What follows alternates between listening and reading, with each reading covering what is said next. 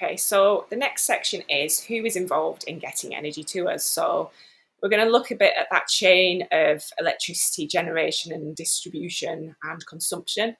I'm going to kind of explain who the different parties are at each of those stages. So first of all, we've got our large generators. So these are the people that kind of operate the very large power plants. So for example, that might be EDF. And an example in the northwest might be somewhere like Sellafield. Those generators feed into the national grid. So in Britain, that is kind of owned and maintained. The transmission network is owned and maintained by regional companies, but the system as a whole is operated by a single electricity system operator. So for us, that role is performed by National Grid. So they're responsible for ensuring the stable and secure operation of the national transmission system. So they're responsible for those really large pylons and transmission lines.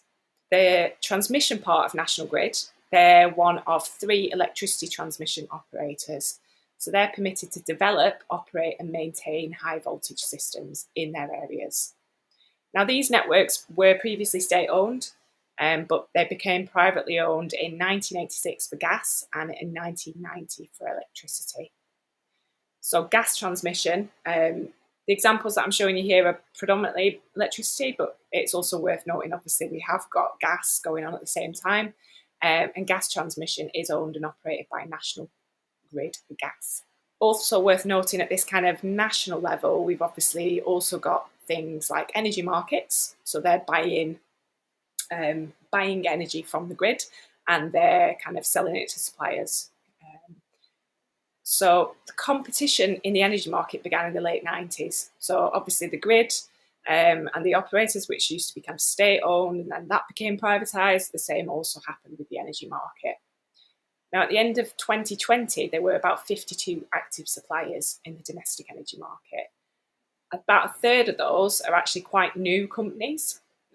So now you might notice if you did a price comparison to check your energy suppliers and maybe where you can get it a little bit cheaper or where you could get better service perhaps, you'll notice that now there's quite a lot of choice, and that never previously used to be the case. So before we had what people often refer to as the big 6. So the likes of British Gas, EDF, E.ON and Scottish Power. But actually their market share has fallen. So previously, in 2013, they were about 99% of the overall market. But in 2018, they're only about 75%. So there's a lot more players in the system now. So going down a level now, we're going a little bit more regional. So there's 14 licensed distribution network operators in Britain. Now they're each responsible for a regional distribution service area. So there's 14 in total, and they're owned by 6 different groups. But in our case, Electricity North West are both our network operator and the owner for our region. Gas distribution, again, so we've got another system there kind of running in parallel. So we've got 4 main operators for gas, and in our region it's Cadent. We also have some independent connection providers for gas. So already, even at this regional level, we've got quite a lot of stuff going on.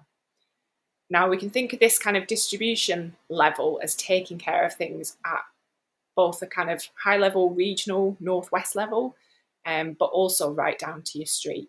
So you will see Electricity North West in your neighbourhood. For example, they might be undertaking checks on your local substation.